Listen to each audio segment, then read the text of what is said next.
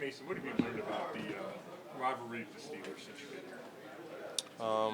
That's our rival, and we're coming here. We're coming to Pittsburgh to beat them. So, I mean, like you've been here a while now. Have you heard from fans just about how they feel about Pittsburgh?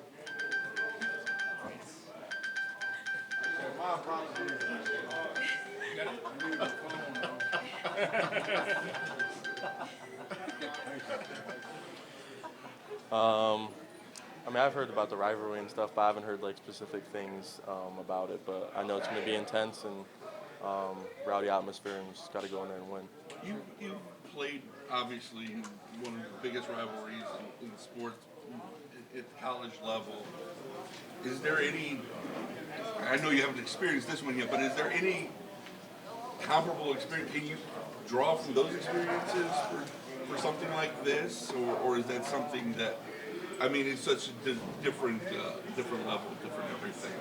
Yeah, like I haven't experienced it yet, but I have a pretty good idea how the rivalry is after this game. But I've heard a bunch of stuff going into it, but nothing too crazy. But just gonna be a battle and want to come out on top. Mason, what about seeing Aaron Rodgers and what we're seeing on film from him with his I feel like he does a lot of good things well. He gets the ball out quick, controls the offense. He has his own little, I think, offense within the offense with his, checks and signals and stuff like that. So, I mean, he's been doing it for a long time, one of the best, so it'll be a good challenge. He's able to get the ball out really quick for you guys as a defensive front. What kind of a test is that to try to get to him before he gets that ball out? Yeah, I mean, that's always a test. A lot of teams do that to, stall the pass rush and, tire us out so we don't have the opportunity to rush. So we'll see. Is there something special about playing Rodgers? A guy that you probably watched your whole life, four-time MVP. Do you feel any extra way about it? I'm just excited for the opportunity. Like you said, I grew up watching him, so just a great opportunity and looking forward to it. He's famous for the hard counts, getting free plays. Has anyone talked to you about that? What do you think of that? Yeah, it's been an emphasis for us.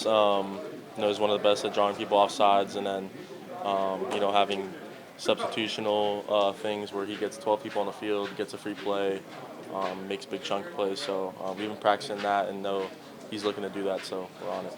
Coach Schwartz done a good job of mimicking that hard count? Who? Coach Schwartz. Oh, He yeah. lost his voice. Has he done a good job mimicking? He does it all the time. He does it in the meeting rooms when we're leaving the meeting rooms. So he's on it, us for. Have you heard any specific stories about this rivalry that really just kind of had, kind of surprised you at all? I haven't heard any specific stories now. Having played in, like what you asked earlier, like one of the greatest rivalries in sports, how has that sort of prepared you to get to this level and play in a rivalry and not be able to sort of keep your emotions in check and just treat it as like another game in a way? How has that kind of prepared you? Yeah, I mean, usually in college, your rivalry game is like one of the more bigger games in the season, but I feel like in NFL every week's a big game. You're playing against the best people in America, so just another challenge, and I'm excited for it. What has Miles done to kind of paint the picture for this rivalry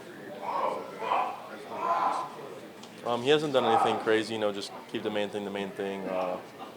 Rush good together, play good together, and just play good defense, and it'll take care of itself. Jim said yesterday that he was still having a hard time keeping food down after the defense didn't get the stop it needed at the end of that Vikings game. So how do you guys, I guess, respond to the way that game finished? We just got to bounce back. We've lost a few close games here, and we just got to find ways to, execute. A few plays here, a few plays there. Just need to execute better, and we'll come out on top on those. When you went back and watched that last drive, did anything stand out to you as far as we needed to do this better to close it out? Just work together better as a defense. Be on the same page. I don't know exactly the specifics. I don't know if there's communicational errors, but just things we can clean up. Yeah. It seems like when we're in here, you and Dylan Gabriel kind of talking a lot. How has your relationship kind of grown with him, and what have you seen from him so far this season that show that he can lead us? Yeah, we've been close. Just kind of like similar to how we came in as, to college. We're like freshmen almost, but at the next level, so rookies. Just kind of keeping that class tight and knowing that's going to be, the foundation of this team moving forward. And everything Dylan does, he does everything the right way, conducts his business, all about business. So he's getting his opportunity now, and he's just prepared to be the starter from the start. So. And Shador was named the backup today, so another guy from your class, and are you guys ready to rally around him as well in the event that he gets in the game too? Yeah, we're rallying around anyone who's out there on the field playing for us. So that's always our main goal. Just your reaction. Joe gets traded on Tuesday. Wednesday night, Greg gets traded. Just what's that like for a rookie getting a taste of the business side of it?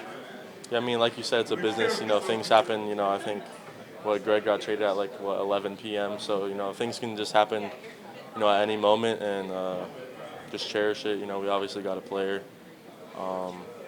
in exchange for him, but looking forward to that and moving forward. Thanks, Mason.